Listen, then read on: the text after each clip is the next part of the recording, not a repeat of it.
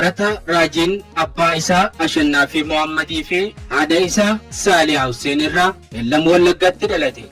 Barataan kun naannoo itti dhalatee guddatetti qormaata biyyaalessaa kutaa 8ffaa qabxii olaanaa fide. Qabxii olaanaa argate kanaan barnoota iskoolarshipii mana barnoota bultii addaa Oromiyaa magaalaa Adaamaatti carraa argateen barachuu jalqabe. Mana barnoota bultii addaa Oromiyaa keessattis qabxii olaanaa fiduudhaan rikoordii galmeesse. Qormaata kutaa 12ffaa Seensa Yuunivarsiitii qabxii 647 fiduudhaan bara 2010tti Yuunivarsiitii Saayinsii fi Teekinooloojii Adaamaatti makamee barachuu jalqabe. Barataa Raajii Ashannaafi Muhammad turtii waggaa 4 keessatti koorsiiwwan barachaa ture 60 guutumaa guututti A fiduudhaan seenaa keessatti barataa jalqabaa rikoordii addaa galmeesse ta'uun guyyaa har'aa fiiziksii fi herregaan digirii 2 qabatee kan eebbifamedha. Barataa Raajii Ashannaafi Muhammad guyyaa har'aa akka waliigalatti badhaasa garaagaraa fi waancaa fudhachuun dinqii hojjetee jira. Barataa Raajiin laaptooppii baay'ee ammayyaa ta'e badhaafamee jira. Yuunivarsiitii Harraambee irraas badhaasa birrii 50,000 argatee jira. Raajii Ashannaafi Muhammad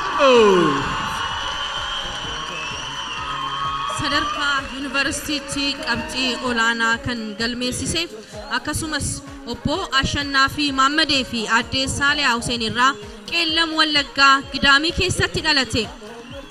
Barnoota fooyya'aa barbaaduuf kutannoo guddaa waan qabuuf qormaata biyyoolessaa kutaa 8ffaarraa qabxii gaarii galmeessisuu danda'eera.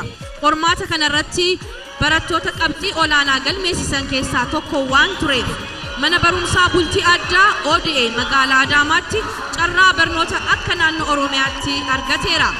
Barumsa sadarkaa lammaffaa achumatti xumuree bara 2018tti qormaata Seensa Yuunivarsiitii Itoophiyaa biyyaalessaaf barattoota biyyattii hunda keessaa qabxii olaanaa galmeessisuun lammaffaa ture. Yuunivarsiitii Saayinsii fi Teekinooloojii Adaamaatti School of Applied Natural Science'n gale. Raajii Ashannaafi Muhammad የዚህ ዓመት የዩኒቨርሲቲው ልዩ ተሸላሚ ሽልማቱም እጅግ ዘመናዊ ላፕቶፕ ነው። እስኪ አንዴ ሞቅ ያለ ጭብጨባ። badhaasa ላፕቶፕ እዚሁ የክብር እንግዳችን እንዳሉ ሌላ ልዩ ሽልማት የሚሰጥ አካል አለ። ይህንን ሽልማት ደግሞ የሚሰጡልን ብሩክ ሚሊዮን የሐራምቤ ዩኒቨርሲቲ ምክትል ፕሬዝዳንት ናቸው።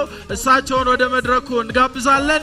የሐራምቤ ዩኒቨርሲቲ ለተመራቂ ራጂ አሸናፊ በ2010 ዓመተ ምህረት ከኦሮሚያ ቦርዲንግ ትምህርት ቤት 12ኛ ክፍል ከፍተኛ ውጤት በማስመዝገቡ የዛሬ 4 ዓመት የሸለመ ሲሆን ተማሪ ይህንኑ ቃሉን ጠብቆ ዛሬም ከፍተኛ ውጤት በማስመዝገቡ የ50,000 ብር ሽልማት ከሐራምቤ ዩኒቨርሲቲ ሐራምቤራ badhaasa cheekii birrii 50,000 gumachameef jira.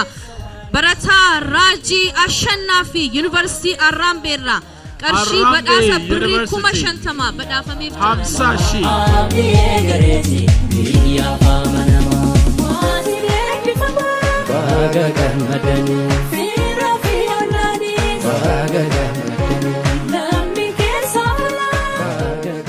Carraa barnoota PhD fiiziksiidhaan Yuunivarsiitii Saayinsii fi Teekinooloojiin beekamaa biyya Ameerikaatti argamu Yuunivarsiitii Masaachusetts MIT'tti waggaa 5 akka baratu carraa argatee jira. Barataa Raajiin barnoota isaa PhD xumuree yoo deebi'u Yuunivarsiitii Saayinsii fi Teekinooloojii Adaamaa fi Yuunivarsiitii Dambidolloo barsiisuu akka barbaadu dubbatee jira. Yuunivarsiitii Saayinsii fi Teekinooloojii addaa banee dhaloota roga kanaan qaruu akka barbaadus himee jira. Xumura irrattis barataa Raajiin Yuunivarsiitii Saayinsii fi Teekinooloojii Adaamaa irraa badhaafamaa waancaa bara 2014 ta'uudhaan waancaa fudhachuun lammii fi biyya isaa boonsee jira.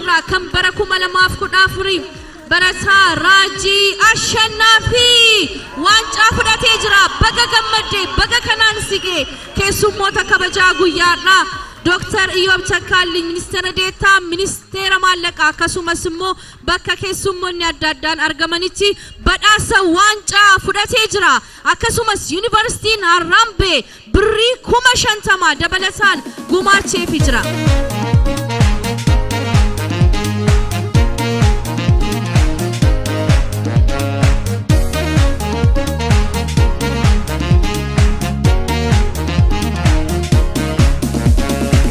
Eebbifamoon keenya baadhatti geessanii guyyaan har'aa kuni gammachuu keessanii.